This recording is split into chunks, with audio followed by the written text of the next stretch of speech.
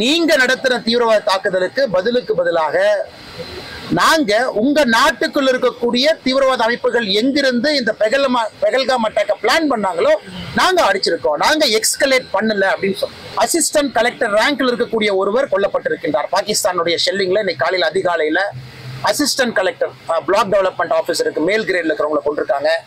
20க்கும் மேற்பட்ட அப்பாவி பொதுமக்களை கொண்டிருக்கிறாங்க. வெறும் ஷெல்லிங், இன்டிஸ்கிரிமினேட். பொதுமக்களுடைய வீடு எங்க இருக்கு அதை நோக்கி ஷெல் பண்ணு, அப்பாவிகள் இறக்கட்டும். அந்த தீவிரவாத மையங்கள் எங்க இருக்கோ அதை நோக்கி நாம் அடிக்கிறோம். பாகிஸ்தான் திரும்ப என்ன பண்றாங்க, இந்தியாவில் இருக்கக்கூடிய அப்பாவி பொதுமக்களை பாக்குறாங்க. அப்ப மக்கள் எல்லோரும் முடிவு செய்ய கொள்ள வேண்டும். நம்ம மேல ஒருத்த போர் தொடுக்கும் பொழுது திரும்பி நம்ம பதிலடி கொடுக்கல, நம்ம கோலை. சோ பாகிஸ்தானோடு சண்டை போட்டு ஜெயிச்சு நமக்கு ஒன்னும் ஆக போறது கிடையாது. பாகிஸ்தான் என்கின்ற நாடு வரைபடத்தில் இருக்காது என்பது உங்களை போன்ற சாதாரண மனிதர்கள். ஏன்னா நம்ம அவ்வளவு பலமா இருக்கும். நம்ம நினைச்சோம்னா பாகிஸ்தானை ஒண்ணும் இல்லாம பண்ணிடலாம். என்னை பொறுத்தவரை பாகிஸ்தான் என்கின்ற நாடு வரைபடத்தில் இருக்காது என்பதுதான் என்னுடைய தாழ்மையான கருத்து. இந்த ராணுவ வீரர்களுக்கு ஆதரவா தமிழக அரசு ஒரு பேரணி ஒன்னும் தப்பில்லைங்கண்ணா. நமக்கும் அவர்களுக்கும் MIM கட்சியினுடைய தலைவர் எத்தனையோ மாற்று கருத்துக்கள் இருந்தாலும் பாகிஸ்தானை எதிர்க்கக்கூடிய விதத்துல எல்லாரும் ஒன்னா இருக்கிறாங்க. ஆல் பார்ட்டி மீட்டிங்ல எல்லா கட்சியும் ஒன்னா இருக்கிறாங்க, திமுக உட்பட. அதனால் தமிழகத்துல முதலமைச்சர் அவர்கள் ஒரு பேரணி எடுக்கிறேன், முன்னாள் ராணுவ வீரர்களை கூட அழைச்சிட்டு போறேன், நான் இதை செய்ய போறேன் அப்படின்னா அது வரவேற்கிறது தான், தவறு கிடையாதுங்கண்ணா.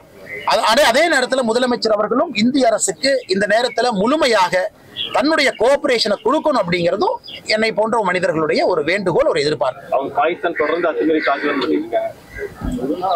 ஐயா, குறிப்பாக இந்தியா பாகிஸ்தான் 2 நாடுகள் நம்முடைய நாட்டுக்கும் இன்னைக்கு ஒரு எதிரி நாடாக இருக்கக்கூடிய பாகிஸ்தானுக்கு இருக்கக்கூடிய பிரச்சனை என்பது இன்று நேற்று அல்ல. ஆனா இன்னைக்கு இந்தியாவுடைய ஒரு ரெஸ்பான்ஸ், பாகிஸ்தான் செய்யக்கூடிய தவறுகளுக்கு நாம் கொடுக்கக்கூடிய பதிலடி என்பது இன்னைக்கும் நாம பொறுத்து அறத்தின் அடிப்படையில தான் நம்முடைய பதிலடி இருக்கு. நீங்களே யோசிச்சு பாருங்க, 2008 மும்பை அட்டாக் நடந்த பொழுது 166 பேர் கொடூரமா கொல்லப்பட்டாங்க. அன்னைக்கு அமைதி முறையில ஐநா சபையிலிருந்து எல்லாத்தையும் நம்ம வேண்டுகோள் விடுத்தோம். குறிப்பாக யாரெல்லாம் இந்த தாக்குதலுக்கு பின்னணியில் இருக்கிறாங்களோ நடவடிக்கை எடுக்கணும். அதன் பிறகு தொடர்ச்சியாக பல தாக்குதல் நடந்தும் கூட மிக முக்கியமானது பத்தான்கோட் 2016 பஞ்சாப்ல நம்முடைய ஏர்பேஸுக்குள்ள பாகிஸ்தான் தீவிரவாதிகள் தீவிரவாத செயலில் ஈடுபட்டாங்க. அன்னைக்கு கூட நம்ம என்ன சொன்ன, மோடி ஐயா பாகிஸ்தான் நாட்டில் இருக்கக்கூடிய பாதுகாப்பு அதிகாரிகளை இந்தியாவுக்கு வர சொன்னோம். பத்தான்கோட் நீங்க வாங்க, வந்து பாருங்க, DNA எவிடன்ஸை பாருங்க, தொலைபேசி உரையாடல்களை பாருங்க, எப்படி உங்களுடைய தீவிரவாதிகள் எங்க நாட்டுக்குள்ள பத்தான்கோட்டுல தீவிரவாத தாக்குதல் நடத்துறாங்க பாருங்கன்னு சொன்னோம். அன்னைக்கு பாகிஸ்தான் அதிகாரிகள் இந்தியாவுடைய ஏர்பேஸுக்குள்ள அனுமதி கொடுத்தோம். அது வரைக்கும் இந்தியா சரித்திரத்திலே அனுமதி கொடுக்கல. ஆனா திரும்பி போன பாகிஸ்தான் அதிகாரிகள் இந்தியாவை திரும்ப கூப்பிட்டுருக்கணும். உள்ள இது பார்ட் ஆஃப் எக்ஸ்சேஞ்ச், நீங்க இங்க இன்வெஸ்டிகேட் பண்ணுங்க, எங்களே உங்க நாட்டுக்குள்ள கூப்பிடுங்க. அதையும் பாகிஸ்தான் அவமதிச்சது. அதே 2016 ஊரியில தாக்குதல் நடத்தப்பட்டு 23 நம்முடைய சோல்ஜர்ஸ், ராணுவ வீரர்கள் அவங்க தங்கியிருந்த கேம்புக்குள்ள பாகிஸ்தான் தீவிரவாதிகள் கொண்டாங்க. அந்த ஊருக்கு நம்ம பதிலடி தாக்குதல் கொடுத்தோம். லைன் ஆஃப் கண்ட்ரோலை தாண்டி போய் நம்முடைய பாதுகாப்பு படை பதிலடி கொடுத்துட்டு வந்தாங்க. 2019 புல்வாமா 46 பாதுகாப்பு படை வீரர்கள் கான்வாயில போகும்போது CRPF கான்வாய் அடிச்சு 46 பேர்த்த கொண்டாங்க. அப்பாவிகள் எந்த வேலையும், எந்த தப்பான வேலையும் செய்யாம நாட்டுக்காக பாதுகாப்பு பணியில் ஈடுபட்டவங்க. நாம் என்ன பதிலடி கொடுத்தோம், பாலாகோட் ஏர் ஸ்ட்ரைக், திரும்ப லைன் ஆஃப் கண்ட்ரோலை தாண்டி பாலாகோட் பகுதிக்குள்ள போய் ஏர் ஸ்ட்ரைக் பண்ணிட்டு வந்தோம். ஸோ பாகிஸ்தான் செய்யக்கூடிய எல்லா தவறுகளுக்குமே நம்முடைய பதிலடி என்பது ஒரு முறையும் ஒரு படி மேல போகும். இன்னைக்கு 2025 எல்லாத்தையும் தாண்டி பெகல்காம்ல 26 அப்பாவிகளை, 25 இந்தியர்கள், ஒரு நேபாளர், அதுவும் குறிப்பாக அவங்க எந்த மதத்தை சார்ந்தவங்க, இந்து மதத்தை சார்ந்தவனா அப்படின்னு கேட்டு கொண்டிருக்கிறாங்க. அதற்கும் நம்ம பதிலடி கொடுத்தோம். அதுவும் ப்ரொபோர்ஷனேட். எப்படி கொடுத்தோம், பாகிஸ்தான் ஆக்கிபைடு காஷ்மீருக்குள்ள 5 இடத்துல நாம குறிப்பாக தீவிரவாத மையங்கள் எங்க இருக்கும், லஷ்கர்-இ தொய்பா, ஹிஸ்புல் முஜாஹிதீன், இது போன்ற தீவிரவாத அமைப்புகள் எங்க இருக்கோ அதை தாக்குதல் நடத்தணும். பாகிஸ்தானுக்குள்ள 4 இடத்துல தீவிரவாத அமைப்புகளை பார்த்து நம்ம தாக்குதல் நடத்தணும். அதுல குறிப்பாக லஷ்கர்-இ தொய்பாவுடைய முக்கிய தீவிரவாதிகள் இருந்தாங்க. அமெரிக்கா போன்ற நாடுகள் இந்த ப்ரொஸ்கிரைப்டு சாங்ஷன் லிஸ்ட், யாரு மேல எல்லாம் நாங்க நடவடிக்கை எடுக்க போறோம்னு சொன்னவங்க மேல நாம தாக்குதல் நடத்தியிருந்தோம். அதுவும் கூட பாகிஸ்தான்ல இருக்கக்கூடிய எந்த மிலிட்டரி இன்ஸ்டலேஷன் நம்ம அடிக்கல, பாகிஸ்தானுடைய ஏர்பேஸை நாம் அடிக்கல, பாகிஸ்தானுடைய மிலிட்டரி மேல கை வைக்கல, பாகிஸ்தானுடைய கிரிட்டிக்கல் இன்ஃப்ரா, ஒரு பவர் கிரிட்டோ, ஒரு எனர்ஜி செக்டரோ, ரோடுவேவோ, ஹைவேவோ எங்கேயும் நாம தாக்குதல் நடத்தல. நடத்திய பிறகு நாம் தெளிவாக சொன்னோம், நீங்க நடத்துற தீவிரவாத தாக்குதலுக்கு பதிலாக நாங்க உங்க நாட்டுக்குள்ள இருக்கக்கூடிய தீவிரவாத அமைப்புகள் எங்கிருந்து இந்த பெகல்காம் அட்டாக்க பிளான் பண்ணாங்களோ நாங்க அடிச்சிருக்கோம், நாங்க எக்ஸ்கலேட் பண்ணல அப்படின்னு சொன்னோம். அதன் பிறகு பாகிஸ்தான் என்ன பண்ணாங்க, அப்பாவி பொதுமக்களை பார்த்து டார்கெட் பண்ண ஆரம்பிச்சாங்க. பார்டர் ஏரியால ஷெல்லிங். இன்னைக்கு பாருங்க, காஷ்மீர்ல அசிஸ்டன்ட் கலெக்டர் ரேங்க்ல இருக்கக்கூடிய ஒருவர் கொல்லப்பட்டிருக்கின்றார். பாகிஸ்தானுடைய ஷெல்லிங்ல இன்னைக்கு காலையில் அதிகாலையில அசிஸ்டன்ட் கலெக்டர் பிளாக் டெவலப்மெண்ட் ஆபீசருக்கு மேல் கிரேட்ல இருக்கிறவங்களை கொண்டிருக்காங்க. 20க்கும் மேற்பட்ட அப்பாவி பொதுமக்களை கொண்டிருக்கிறாங்க. வெறும் ஷெல்லிங், இன்டிஸ்கிரிமினேட். பொதுமக்களுடைய வீடு எங்க இருக்கு அதை நோக்கி ஷெல் பண்ணு, அப்பாவிகள் இறக்கட்டும். அதை தாண்டி கடந்த இன்னைக்கு 13 நாளாக லைன் ஆஃப் கண்ட்ரோலை தாண்டி ஷெல்லிங் நடக்குது.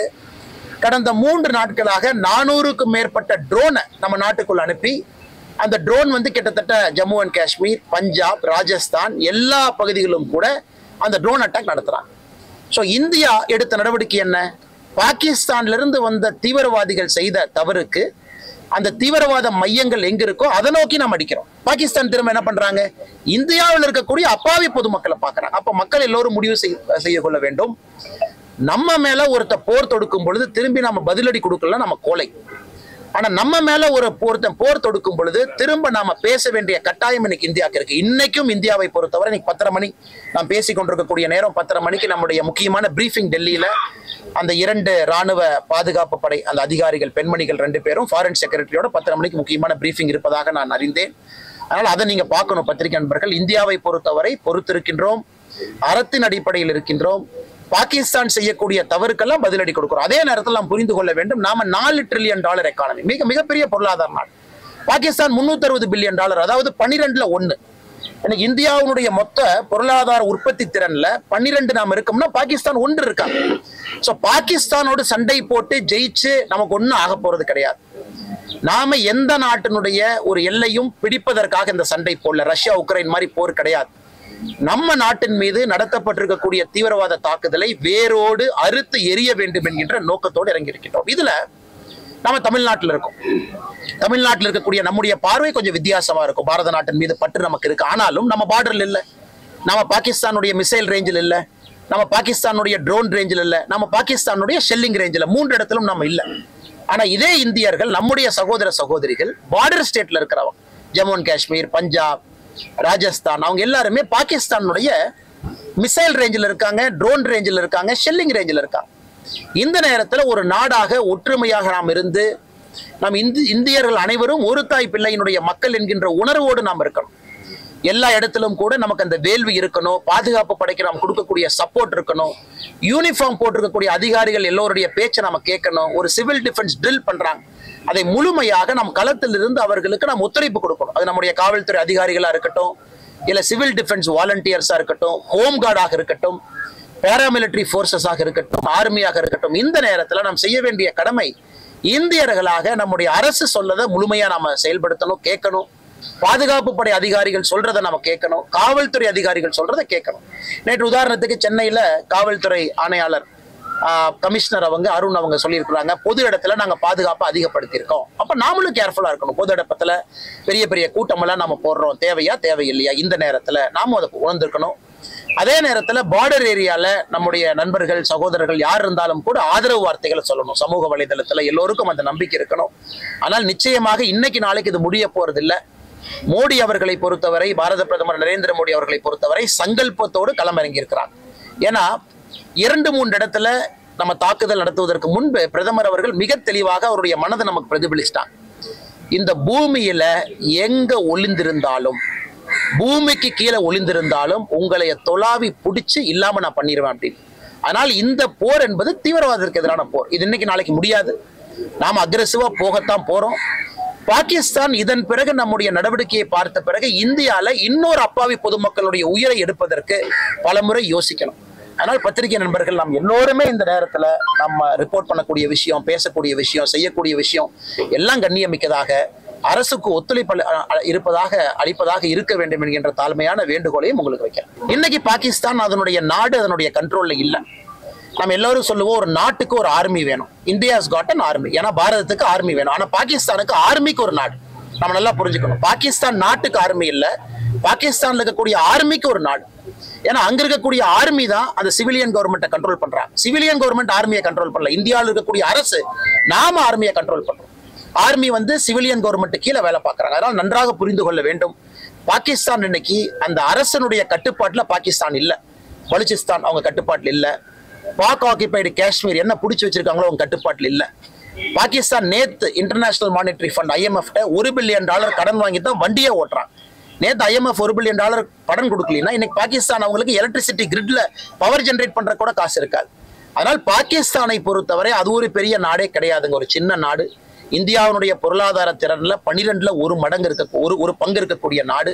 ஆனால் பாகிஸ்தான் அவர்கள் முடிவெடுத்துக் கொள்ள வேண்டும்.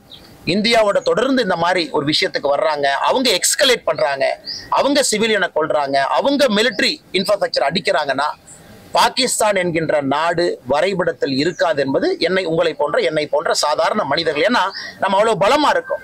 நம்ம நினைச்சோம்னா பாகிஸ்தானை ஒண்ணுமில்லாம பண்ணிடலாம். ஆனாலும் மோடி அவர்கள் அறத்தின் அடிப்படையில் இந்த போர் இருக்கு. நம்ம பாகிஸ்தானை எதையுமே போய் தாக்கலையே. நம்ம மிசைல் விட்டு பாகிஸ்தானுடைய மிலிட்டரி இன்ஃப்ரா எதுவுமே அடிக்கல. அவங்க ட்ரோன் அடிக்கிறதுனால நமக்கு வேற வழி இல்லை. அவங்களுடைய ஏர் டிஃபென்ஸ் சிஸ்டத்தை நம்ம டேக் ஆஃப் பண்ணிருக்கோம். லாகூர்ல இருக்கக்கூடிய சைனா கொடுத்திருக்கக்கூடிய ஏர் டிஃபென்ஸ் சிஸ்டத்தை நாம எதுக்கு அடிச்சோம்? அவங்க ட்ரோனை நம்ம பார்டருக்குள்ள அனுப்புறதுனால அவங்க ஏர் டிஃபென்ஸ் சிஸ்டத்தை நம்ம எடுத்தோம், நாம அடிக்கல. அதனால இப்பொழுதும் பாகிஸ்தான் கையில தான் இருக்கு.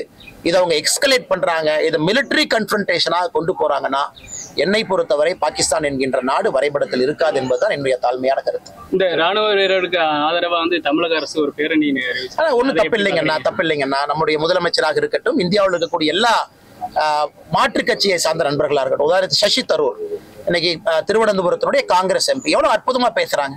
இன்டர்நேஷனல் மீடியா எல்லாம் பாருங்க, ஸ்கை நியூஸ்ல, BBCல மிக அற்புதமாக இந்திய அரசு எடுத்திருக்கக்கூடிய நடவடிக்கை என்ன நாம செய்யறோம், எதுக்கு செய்யறோம் அப்படிங்கிறத ஒரு காங்கிரஸ் கட்சியை தான் சசி தரூர் அவங்க பார்லிமெண்ட்ல இன்னைக்கு எக்ஸ்டர்னல் அஃபேர்ஸ் அந்த ஸ்டாண்டிங் கமிட்டி சேர்மனா இருக்கிறாங்க. இருந்தும் இன்னைக்கு கட்சியெல்லாம் தாண்டி சசி தரூர் நிற்கிறாங்க. அது வந்து நம்முடைய காங்கிரஸ் கட்சியை சார்ந்த சில முதலமைச்சர்களாக இருக்கட்டும், மாற்றுக் கட்சி நண்பர்கள் ஓவாசி எடுத்துக்கலாம். நமக்கும் அவர்களுக்கும் MIM கட்சியினுடைய தலைவர் எத்தனையோ மாற்று கருத்துக்கள் இருந்தாலும் பாகிஸ்தானை எதிர்க்கக்கூடிய விதத்துல எல்லாரும் ஒன்னா இருக்கிறாங்க. ஆல் பார்ட்டி மீட்டிங்ல எல்லா கட்சியும் ஒன்னா இருக்கிறாங்க, திமுக உட்பட. அதனால் தமிழகத்துல முதலமைச்சர் அவர்கள் நான் ஒரு பேரணி எடுக்கிறேன், முன்னாள் ராணுவ வீரர்களை கூட அழைச்சிட்டு போறேன், நான் இதை செய்ய போறேன் அப்படின்னா அது வரவேற்கிறது தான், தவறு கிடையாதுங்கண்ணா.